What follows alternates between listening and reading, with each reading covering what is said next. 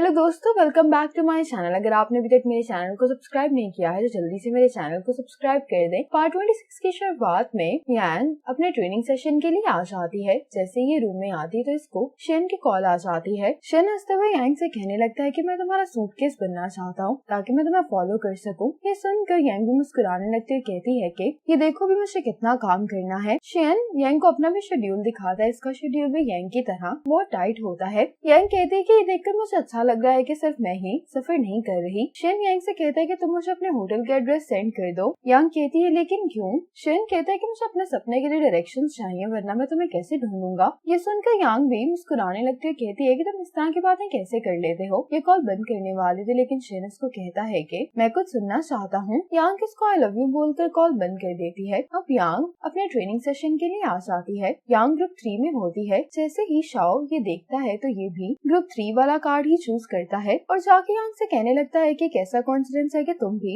Group 3 में ही हो। आज शेन फांग के साथ जब बिजनेस ट्रिप के लिए जा रहा होता तो फांग इससे कहता है कि तुम्हारा असिस्टेंट बता रहा था कि तुम बीजिंग नहीं जा रहे। शेन कहता है कि हाँ। फांग इससे वजह पूछता है लेकिन शेन इसको नहीं बताता। रात में शेन जब यांग से वीडियो कॉल पर बात कर रहा होता तो यांग इसको कहती है कि मैंने चेक किया है, बीजिंग में काफी ठंड है। तो शेन कहता है कि मैं बीजिंग नहीं जा रहा हूँ। यांग कहती है लेकिन क्यों? शेन कहता है कि मैंने वो ट्रिप कैंसिल कर दिया है। यांग कहती है कि फिर तुम कहाँ जाने वाले हो? शेन कहता है कि मैं तुम्हारे पास आ रहा हूँ। ये सुनकर यांग बहुत खुश हो जाती है और उसको यकीन ही नहीं आ रहा होता। तो शेन कहता है कि क्या तुम्हें ये लग रहा था कि मैं तुम्हारा बर्थडे मिस कर दूंगा? यांग कहती है कि नहीं, मुझे मालूम है कि तुम्हें मेरा बर्थडे नहीं भूल सकता, लेकिन तुम भी काम में मसरूफ थे तो मैंने ये नहीं सोचा था। शेन कहता है कि अब तुम मेरा इंतजार करना। यांग कहती है कि हाँ, मैं तुम्हारा इंतजार करूंगी। आज ट्रेनिंग सेशन में अनाउंस किया जाता है कि प्रोफेसर एक जरूरी काम में मसरूफ है, इसलिए 2 दिन बाद जो क्लास होनी थी वो अब नहीं होगी। ये सुनकर यांग बहुत खुश हो जाती है। जल्दी से अपनी छुट्टी के बारे में शेन को बताती है। अब मौसम की वजह से शेन की फ्लाइट कैंसिल हो गई होती है। ये बताने के लिए यांग को कॉल करता है तो यांग कहती है कि यहाँ पर मौसम काफी खराब है। अगर तुम 5:30 बजे वाली फ्लाइट लेते भी हो तो तुम्हें यहाँ पर पहुँचते पहुँचते 7 बज जाएंगे। अगले दिन मेरी क्लास है तो हमारे पास ज्यादा वक्त नहीं होगा, फिर तुम्हें भी वापस जाना है। इससे बेहतर यही है कि तुम मेरी बर्थडे तब सेलिब्रेट कर लेना जब मैं वापस आऊंगी। शेन कहता है कि फिर हम दोनों एक साथ मूवी देखते हैं। यांग कहती है कि हम एक साथ मूवी कैसे देखेंगे? शेन कहता है कि हम एक ही शो की टिकट्स खरीद लेते हैं। शेन कहता है कि हम अपने पास वाले सिनेमा में एक ही शो देखेंगे।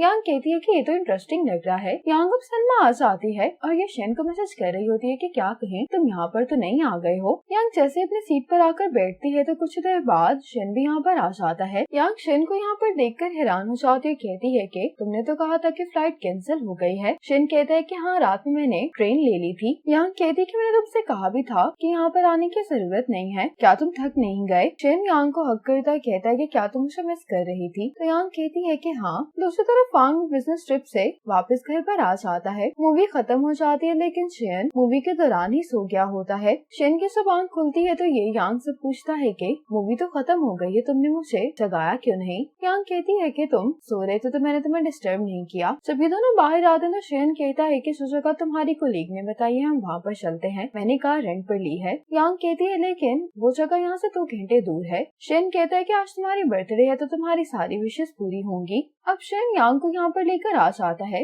यांग ये देखकर हैरान हो रही होती कि शेन ने यांग की बर्थडे के लिए सारी तैयारी कर रखी है। शेन यांग को बर्थडे विश करता है। ये सुनकर यांग मुस्कुराने लगते हैं। यहाँ पर शेन ने यहाँ पर बॉटल्स पर ईयर्स मेंशन किए होते हैं और इस पर शेन ने उस साल की इम्पोर्टेंट मेमोरीज लिखती होती हैं। यांग पहली बॉटल उठाती है तो उसके ऊपर 2010 लिखा होता है। उस पर शेन ने ये लिखा होता है कि 2010 में यांग से पहली बार मेरी मुलाकात हुई थी और 2011 में हम दोनों दोस्त बन गए। यांग एक एक करके ये सारी बोतल्स देखकर बहुत इमोशनल हो जाती है। 2022 वाली बोतल पर शेन ने लिखा होता है कि यांग की फाइनली यहाँ पर पोस्टिंग हो जाती है, लेकिन मैं डिसाइड कर चुका था कि अब मैं यांग का सिर्फ दोस्त नहीं रहना चाहता। यांग शेन से कहती है कि 13 साल काफी लंबा टाइम होता है। शेन कहता है कि हाँ, मैं यही उम्मीद करता हूँ कि तुम हमेशा मेरे साथ इसी तरह से खुश रहो। अब शेन यांग को एक नेकलेस दिखाता और कहता है कि ये नेकलेस मैंने खास तुम्हारे लिए कस्टमाइज करवाया है। शेन यांग को ये नेकलेस पहनाता है। यांग रोते हुए शेन से कहती है कि मैं आज बहुत खुश हूँ। शेन कहता है कि फिर तुम रो क्यों रही हो?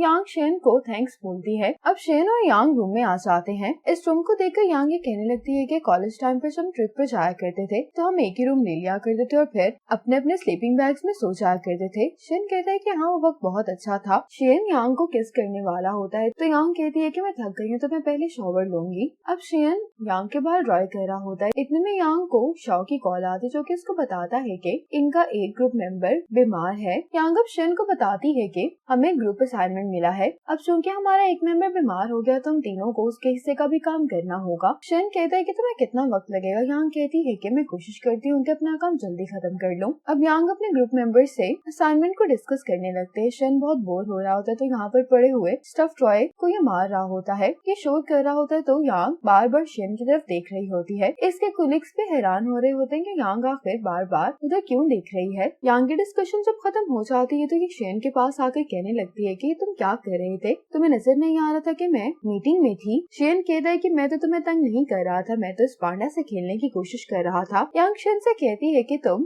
सफर करके काफी थक गए तो तुम्हें अब सो जाना चाहिए। शन कहता है कि अभी भी तुम्हें और कितना टाइम लगेगा। यांग कहती है कि मुझे 1 घंटा लग जाएगा। अब यांग को काम करते हुए काफी देर हो गई होती है। ये शन को देखने के लिए चाहते तो शन सो चुका होता है। यांग शन के करीब आती तो शन यांग को किस करता है। अगली सुबह शन यांग को जगाता है तो यांग इससे पूछती है कि क्या टाइम हुआ है। शन कहता है कि 10 बज रहे हैं। ये सुनते ही यांग जल्दी से उठ जाती है, कहती है कि मुझे जल्दी करनी होगी वरना मैं लेट हो जाऊंगी। आज यांग के पास शाओ आता है और उसको बताता है कि हम सारे आज अपनी क्लास के बाद बाहर जाने के बारे में सोच रहे हैं, क्या तुम आओगी। तो यांग कहती है कि अगर सारे चाह रहे हैं तो मैं भी आ जाऊंगी। दूसरी तरफ शन भी वापस पहुंच गया होता है। यांग का ये ट्रेनिंग सेशन खत्म हो गया होता है। आज रिजल्ट अनाउंस किया जा रहा होता है कि किस टीम का स्कोर सबसे ज्यादा हाई है, तो ये टीम यांग की होती है। दूसरी तरफ शन यांग के घर पर आकर इसके वापस आने की तैयारी कर रहा होता है। यांग अपने टीम मेंबर्स के साथ ड्रिंक करने के लिए आई होती है। दूसरी तरफ शन ये इमेजिन कर रहा होता है कि यांग जब वापस घर आएगी तो ये कहेगी कि ये चॉपस्टिक्स तो बहुत क्यूट हैं। शन कहता है कि तुम देख सकती हो कि इन चॉपस्टिक्स पर हमारे ज़ोडिएक साइंस मौजूद हैं। शन कहता है कि मेरी चॉपस्टिक्स तुम्हारे घर पर ही रहेंगी। यांग कहती है कि इसका मतलब है कि तुम हर रोज मेरे साथ डिनर करने के लिए आओगे। ये सुनकर शन मुस्कुराने लगता है। ये इमेजिन करके शन बहुत खुश दिखाई दे रहा होता है। आज यांग वापिस आ जाती है और शन यांग को पिक करने के लिए आता है। इसी मोमेंट पर पार्ट 26 खत्म हो जाता है।